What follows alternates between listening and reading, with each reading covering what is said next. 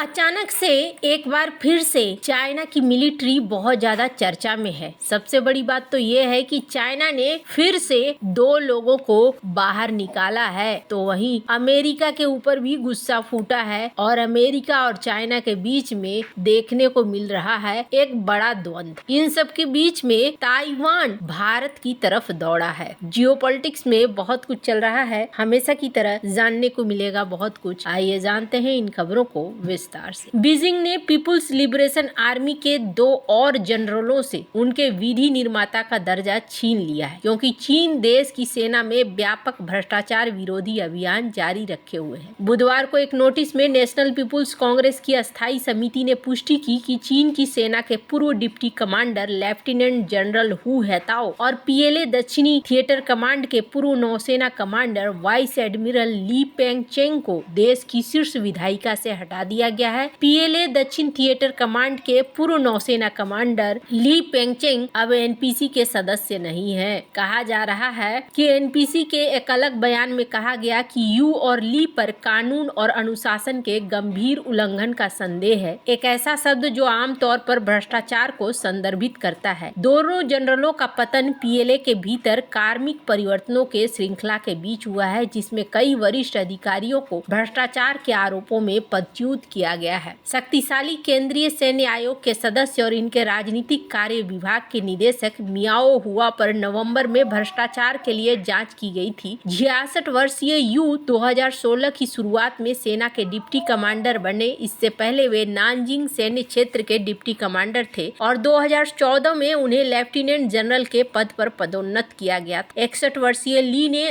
पहले पीएलए नौसेना के उत्तरी सागर बेड़े के डिप्टी चीफ ऑफ स्टाफ, नौसेना उपकरण अनुसंधान संस्थान के निदेशक और पूर्वी सागर बेड़े के चीफ ऑफ स्टाफ सहित कई भूमिकाओं में काम किया है। ली ने दक्षिणी थिएटर कमांड के नौसेना कमांडर के रूप में कार्य किया, जब उनके पूर्ववर्ती जू सिनचुन को पिछले साल दिसंबर में एनपीसी ने बर्खास्त कर दिया गया था। साथ ही 8 अन्य पीएलए जनरलों को भी बर्खास्त कर दिया गया था, जिसमें पीएलए रॉकेट फोर्स के कई वरिष्ठ सदस्य शामिल थे, जो देश के परमाणु शस्त्रागार की देखरेख करते हैं। हाल ही में हुए कार्मिक परिवर्तनों में लंबे समय से वायुसेना अधिकारी चेन हुई को जनरल के पद पर पदोन्नत करना भी शामिल है, जिससे उन्हें विचारधारा, राजनीतिक शिक्षा और इकाई के मनोबल की देखरेख के लिए नए सेना राजनीतिक कमिश्नर के रूप में पुष्टि मिली है। राज्य समाचार एजेंसी सिन्हुआ ने सोमवार को कहा कि चेन ने 61 वर्षीय किन सुटुंग की जगह ली है, जिनकी सेना के राजनीतिक रूप में नियुक्ति जनवरी 2022 में सार्वजनिक की गई थी। किन का ठिकाना अज्ञात है। सितंबर में यह घोषणा की गई थी कि सेना के एक डिप्टी कमांडर डेंग जिपिंग को संदिग्ध भ्रष्टाचार के लिए एनपीसी से हटा दिया गया। 60 वर्षीय डेंग को 1970 और 80 के दशक में वियतनाम के साथ चीन के सीमा पर संघर्ष के दौरान युद्ध नायक के रूप में सम्मानित किया गया था। चीन ने लगभग 2 महीने की अनुपस्थिति के बाद बिना किसी स्पष्टीकरण के रक्षा मंत्री ली सांगफू को बर्खास्त कर दिया। बीजिंग ने जून में अपने 2 मंत्रियों को भी, ली सांगफू और वेई फेंगे को भी जांच के दायरे में रखा था। यहाँ पर इस तरह की चीजें अब आम हो गई हैं, लेकिन हाँ, इतना जरूर है कि कब किसके ऊपर गाज गिर जाए ये कहना मुश्किल है। हालांकि सिर्फ ये अपने ऊपर ही एक्शन नहीं ले रहे हैं, ऐसा नहीं है कि कहीं से अपने आप को कमजोर दिखा रहे हैं, ये अमेरिका के ऊपर भी एक्शन ले रहे हैं और अमेरिका के ऊपर एक्शन लेते हुए इन्होंने इनकी 7 कंपनियों के ऊपर एक्शन लिया है और कुछ लोगों को प्रतिबंधित कर दिया है, ताकि ये भी समझे। चीनी विदेश मंत्रालय ने शुक्रवार को चीन के ताइवान क्षेत्र के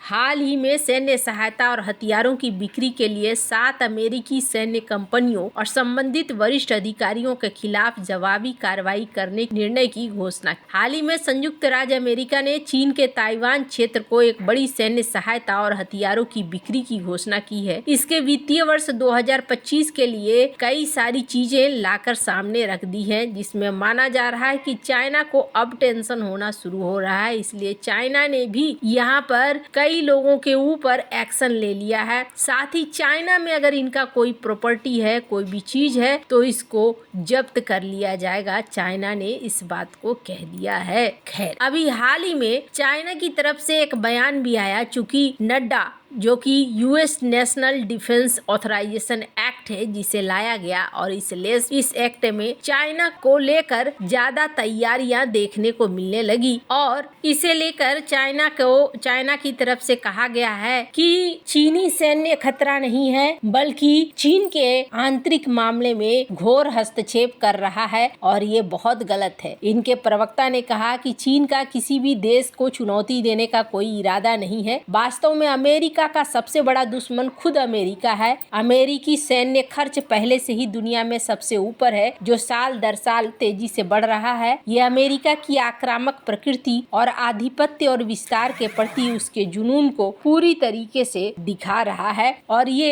दुनिया को नुकसान पहुंचाता है। हमारा ग्रह इतना बड़ा है कि अगर रह सके तो दोनों ही शांति से रह सकते हैं, लेकिन यहाँ पर ऐसा नहीं देखने को मिलता है। अमेरिका का अंतरिक्ष बल भी यहाँ पर एक्टिव है, जो चीजों को दिखला रहा है कि अमेरिका यहाँ और भी चीजों को खराब कर रहा है। दक्षिण कोरिया के साथ रिश्ते बना रहा है, जापान के साथ रिश्ते बना रहा है। हालांकि इन्होंने खूब कोसा है, पर इसी बीच अगर बात करें कि इन दोनों की लड़ाई के बीच में भारत का भी देखने को मिल रहा है। ताइवान फटाफट भारत की तरफ दौड़ रहा है। ताइवान की कई सारी कंपनियां अब भारत की तरफ दौड़ लगा रही हैं। स्क्रीन पर एक आर्टिकल देख सकते हैं जिसमें माइक्रोमैक्स और ताइवान के फिशन यहाँ पर चिपसेट स्टोरेज के लिए काम करने के लिए आगे बढ़ रहे हैं। सिर्फ इतना ही नहीं, स्क्रीन पर एक आर्टिकल देखिए। ताइवान का लैपटॉप बनाने वाली कंपनी MSI भारत के अंदर चेन्नई फैसिलिटी में मैन्युफैक्चरिंग शुरू कर रही है। और सिर्फ इतना ही नहीं, बल्कि स्क्रीन पर एक आर्टिकल देखिए, एडिडास नाइक के सप्लायर होंगफू भी अब भारत में मैन्युफैक्चरिंग पुश के लिए अंदर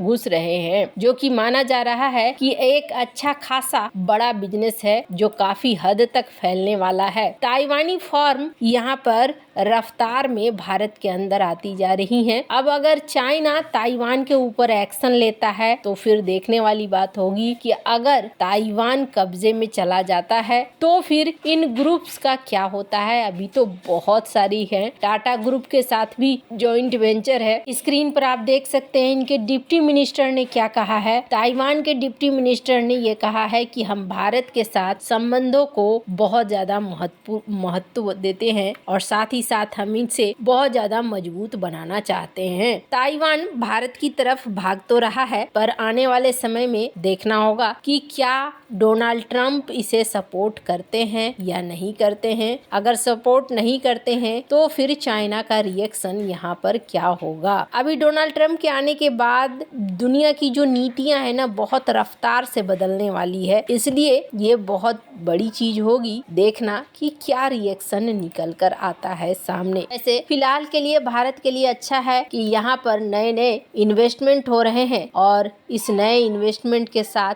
भारत के इकोनॉमी के लिए एक बड़ा बूस्ट भी मिल रहा है। खैर, आपको क्या लगता है इन सब मामले में, आपकी क्या राय है, कमेंट कर जरूर बताएं। जल्द मिलते हैं अगले वीडियो में नई खबर के साथ।